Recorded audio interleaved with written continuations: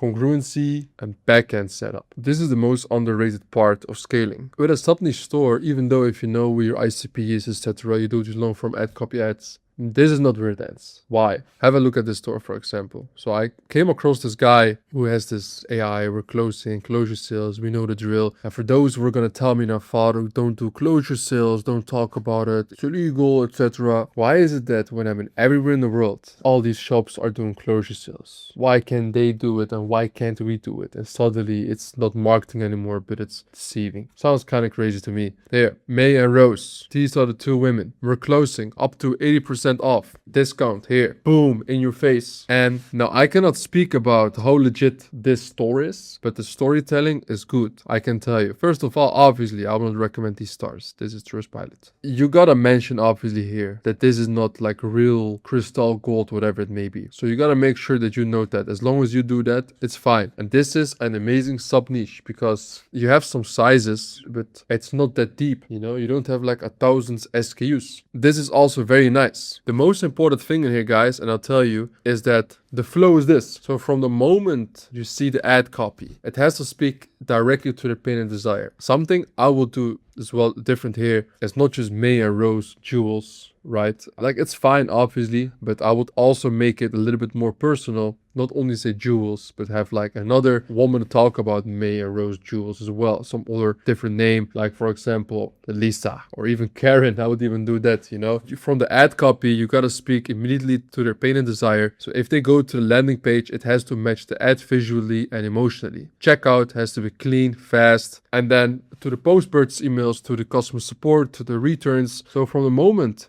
they see this and the ad copy till the moment they receive the product at home, it has to be congruent. If it's not congruent, it's not going to add up. And I must say, even this isn't even that crazy. I mean, look how ugly this looks. Here, they changed a little bit. There's a slideshow. Like, this is like full on AI. You can make this even more realistic, you know, by just playing around with it. Don't go for the first AI picture you see, you know? See how nice? Some jewels, the hands are looking old. This is good. This is like exactly the shit we teach in our group. And as well how to implement it, obviously. Not only we show it, we help you guys also implement it. But something for sure I will do, right, is I see they have a size chart. I will add skill chart in this. So this is like a new sizing chart app, skill chart. Just look it up in the app store and you will see it yourself. Why also we use it. It just gives as well like way less disputes and chargebacks because it's a way more advanced size chart app in your store. And also it's way more cheaper than the standard Kiwi size chart that you always see. And one thing also that I don't see in the store as well at the returns, which I would 100% do, is that these guys, they just tell you to email, you know, and I wouldn't recommend doing that for your shop. What I would recommend instead, what we have on our shops, which also increased, also refunding 30% amount less in amount, you know, like in how much money. So our profit margin also increased. Is how we did it, by having an app called Create. Here it is, Create Returns and Exchanges. Now, why is this so good? It's so good because even if you look at the biggest apps, for example, Comfort, look, they have the same. Start a return. So you fill in your details, order number and zip code. And then what happens? You go into a screen where you offer the client either, not even for a refund, but you say to them, hey, if you want to, instead of, you know, for whatever reason, they want like the product back, you tell them, hey, I'll give you a 30% partial refund and I'll give you store credits. Why is this so good? Normally they send an email and then of course your customer support says, hey, we'll give you a 50% refund, keep the product. Hey, we'll give you a 30% refund, keep the product. So what happens next? You'll be like, oh, okay, that's fine. And then what happens next? They'll either take it or keep on pushing. You're going to fully refund them. And usually like exchanges doesn't happen so much. It's always a partial refund. Now with this app, you can do an automatic exchange. Instead of them being like very hard with getting the money back, you offer them the same product or even a better product. You exchange it so they can keep their product and you send them a new one and you give them store credits. That's what you do with the app. So not only